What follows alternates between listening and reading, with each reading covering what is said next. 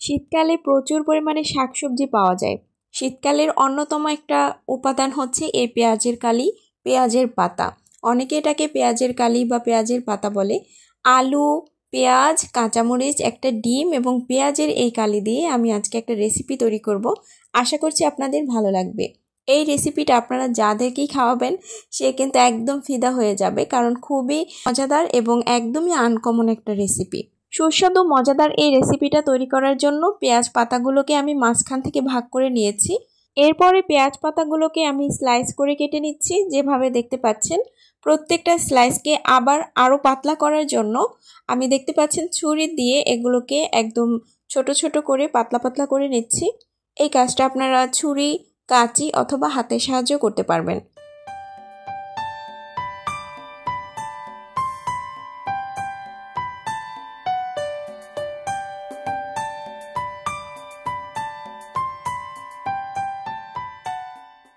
সবগুলো পেঁয়াজের পাতা বা পেঁয়াজের কালি আমার এইভাবে স্লাইস করা হয়ে গেছে, পাতলা পাতলা করে দেখতে পাচ্ছেন। স্লাইস করা পেঁয়াজের পাতাগুলোকে আমি একটা বাটির ভেতরে পানির ভেতরে ডুবিয়ে রাখবো বেশ কিছুক্ষণ।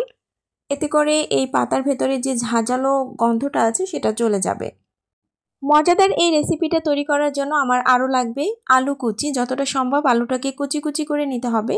পেঁয়াজের কুচি যদি আপনারা অ্যাভয়েড করতে চান তাহলে অ্যাভয়েড করতে পারেন, না দিলেও চলবে, তবে দিলে মজা হয়। এবং কাঁচামরিচের কুচি, যতটা সম্ভব এগুলো সব কিছুই কুচি কুচি করে নিতে হবে।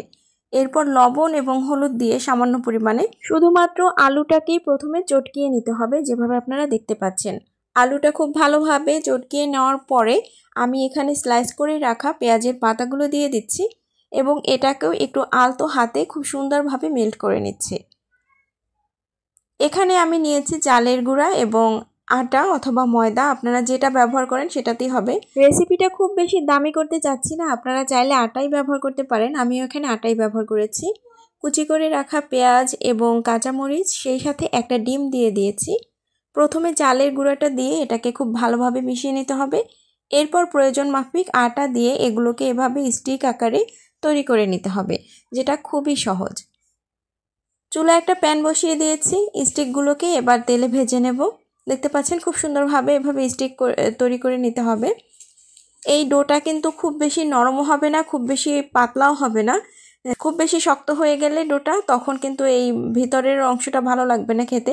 আবার খুব বেশি নরম হয়ে গেলে আপনারা এইভাবে সাইজ দিতে পারবেন না। তাই এই ডোটা কিন্তু মিডিয়াম পর্যায়ে রাখতে হবে। এটাকে উল্টিয়ে পাল্টিয়ে খুব সুন্দরভাবে ভেজে নিয়েছি। ভাজার ক্ষেত্রে এটাকে একদম পুড়িয়ে ফেলা যাবে না, মানে ব্রাউন করা যাবে না। হালকা ব্রাউন থাকা অবস্থাতেই এটাকে তুলে নিতে হবে। দেখতে পাচ্ছেন আমার আজকের মজাদার রেসিপি কিন্তু একদম তৈরি হয়ে গেছে। এই রেসিপিটা যাকেই আপনারা খাওয়াবেন সে কিন্তু বিশ্বাসই করতে পারবে না এটা পেঁয়াজের কালি দিয়ে বানানো হয়েছে। একদমই আনকমন একটা রেসিপি, আর খেতেও কিন্তু অনেক বেশি দুর্দান্ত। রেসিপিটার একটা বিশেষত্ব হচ্ছে এটার উপর দিক থেকে অনেক বেশি ক্রিস্পি হয় চালের গুঁড়ার কারণে, আর ভেতরের দিকটা অনেকটাই জুসি, যার কারণে এটা সস দিয়ে খেতে কিন্তু দারুণ লাগে। অবশ্যই সস দিয়ে পরিবেশন করবেন, এতে করে কিন্তু খেতে বা এই খাবারটার টেস্ট কিন্তু বহুগুণ বেড়ে যাবে। রেসিপিটা ভালো লাগলে অবশ্যই আমার চ্যানেলটি সাবস্ক্রাইব করবেন আর ভিডিওতে একটি লাইক দিবেন। এরকম নিত্য নতুন ভিডিও পেতে আমার চ্যানেলের সাথেই থাকবেন। Thank you for watching this video.